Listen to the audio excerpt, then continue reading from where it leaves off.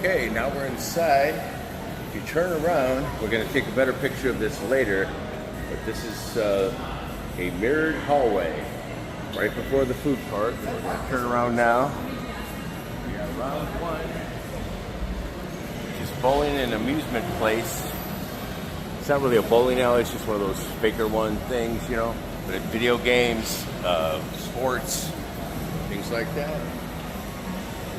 Food court called the Dining Pavilion North. Looks like Auntie Annie's went out of business, so that's sad. All right, so for now, just walk around.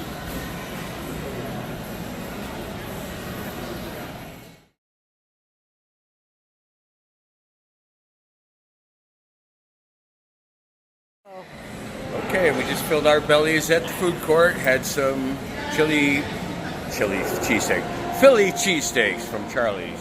If you look up here, they don't show you the time. It says you're on your way.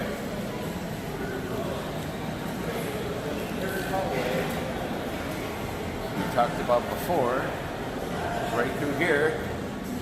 And as you can see, if we walk a little slowly, it gives you a little background history of all these different things. A motion picture is a sequence of consecutive pictures photographed in motion by a specially designed camera thrown on the screen by a projector in such rapid succession as to give the illusion of natural movement. They used to do that with books. I don't know if you've ever seen that. It's kind of cool. Then you got your clapper. Anybody that's ever watched the credits, you realize that thousands of people work on a movie like The Avengers, for instance. Then you got the director, and that person takes all the responsibility. A lot of people do a lot of different things, but at the end of the day, everything's up to the director. A gaffer, you may have heard of that. That's the chief electrician. Wouldn't I want to be the best boy? I would love to be a best boy. Oh, you're such a good boy. Just kidding, of course. The first assistant to the head electrician. Action's what they say, of course, before the filming begins. Everybody's ready to go, and then they say action. You got a producer. Basically, that's the money man. It's the one that puts people in the same room so they can talk about making the movie. And make sure it gets filmed and it's on budget and on time. I've never heard of a Foley artist, so that is a body movement after Jack Foley established modern techniques for creating sounds that are recorded to fit the pictures on the screen. Interesting. Some of the people coming through.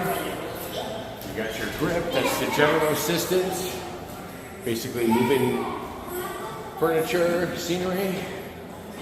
And then you got your props, everyone knows that, like a gun or anything, pretty much. And the effects, in the past they used to be all done practically, now they're usually digital. All right, so we're on our way to the movie.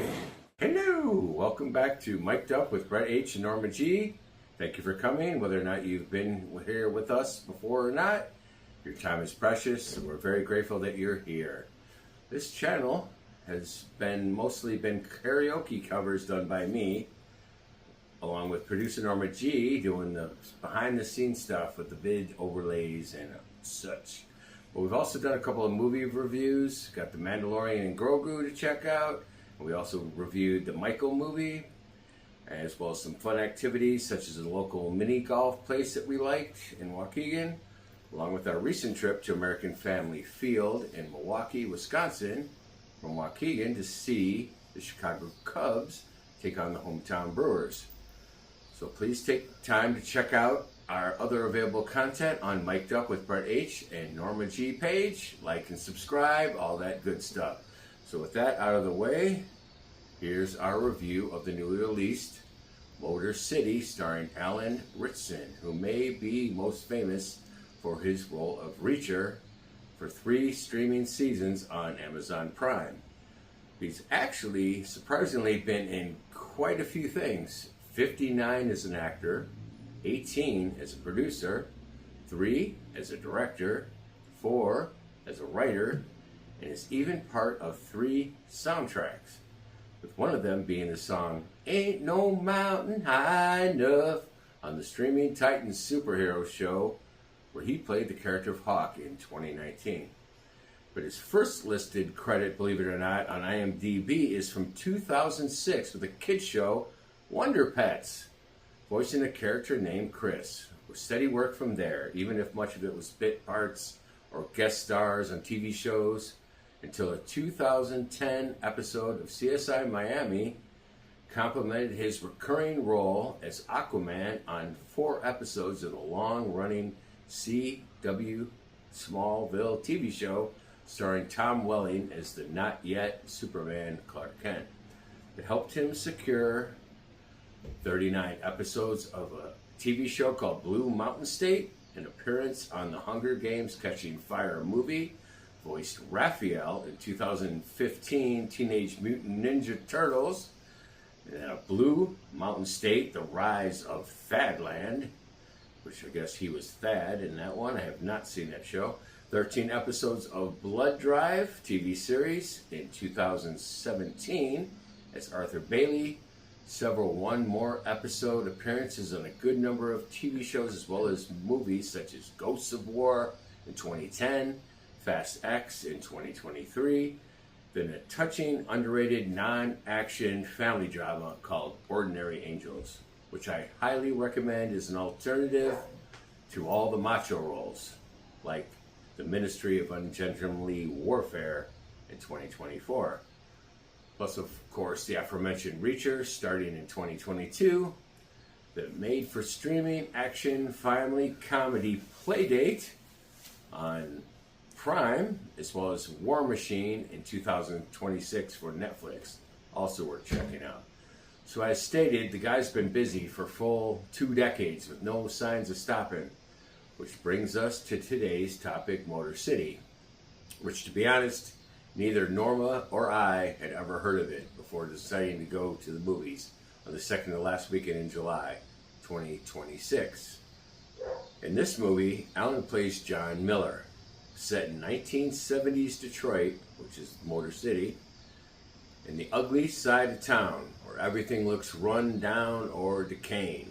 We don't know anything about his character other than he was on probation for an unspecified crime and then released. And when he falls for a local woman connected to a well-protected gangster, she reciprocates his advances and leaves the gangster behind.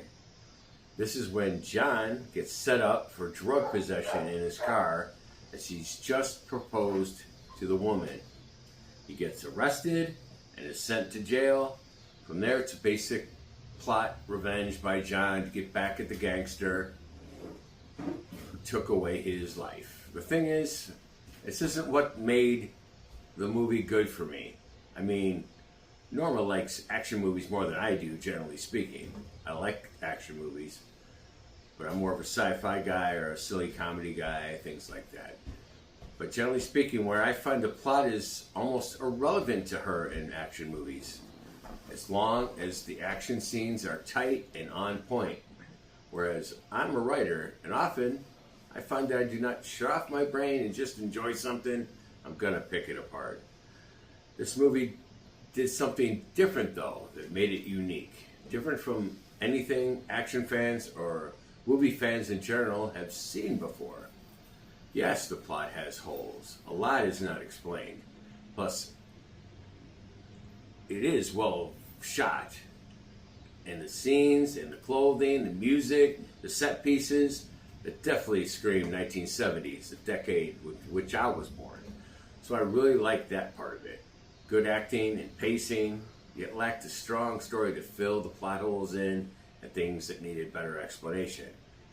Yet those things were just set dressing for what made the movie unique. There are only 5 lines of dialogue in the entire movie. No narration either to fill in the gaps. It starts with an action scene in the rain. It rains a lot in this movie, several times, and kind of hard. That is a hint of what comes at the end of the movie, and then it works its way to the beginning of the story leading up to the replay at the end of the beginning action scene. It'll make sense once you check it out. But this movie is not one where someone can watch idly while playing with their phone or chatting with their dates or buddies, because everything you need to know to understand the plot is done with facial expressions, reading the character's lips, or other body language to communicate the story. If someone seeing the movie wants to get the most out of it, they're forced to pay attention to all the details, minor to major. Bathroom breaks, you might be out of luck. Alan Ritchson is absolutely jacked in this movie too. If fans thought he was swelled up in Reacher, he goes next level here in my opinion. You gotta see it to believe it. Like muscles on top of muscles on his neck and his shoulders. There's several dozen characters or background actors during this movie. People we don't get much of a chance to know, yet somehow, through everything being strictly through physical performances, we understand what they're doing and why. The characters, for the most part, have only one name or title listed, and they do not engage in conversation. This movie, from what the star and others have said, was from a script that was passed around for several years, maybe even close to 18 years, without a distribution partner. Because most people were like, we like the script, but is people going to sit and pay attention to a movie that has no dialogue? So finally, Ritchson wanted to see this movie made, so he worked until he got some people to find a distribution partner. Then once it was finally made and completed in 2025, the film was first distributed at the Toronto International Film Festival and the Venice Film Festival before a wider release last weekend, July 26, 2026, to little fanfare or promotion. I don't remember seeing a trailer. I don't remember seeing anything in the newspaper or on the radio or anything for this movie. And we were looking to watch something and we weren't sure what to watch, and then we saw this and we're like, okay, well, we'll check it out. Just like we did with the Michael movie and the Grogu and Mandalorian that I mentioned earlier. There were, inside the theater, there were about 24, well, maybe a dozen other patrons for a mostly empty theater showing, where this movie went on to gross less than $2 million on the opening weekend. I think it was number 7 out of 10 from a $30 million budget, making it very unlikely to make up its production budget unless positive word of mouth like this gives it a solid boost in the coming weeks. We liked it. We both appreciated the acting, the setting, the action scenes, especially a movie that tried to do something different and succeeded. Going in knowing nothing about the movie, it was definitely a question of why wasn't this simply a made-for-streaming or VOD movie if they weren't going to promote it? We say check it out, whether you make it into the movies or not before it's gone, or on VOD or on streaming. I would definitely check it out. Both action and movie fans will enjoy it, but whatever you do, pay attention or you'll miss something important. Not something we can always say about modern day movies. So thank you for watching our review, and we'll see you next time on Mic'd Up with Brett H. and Norma G.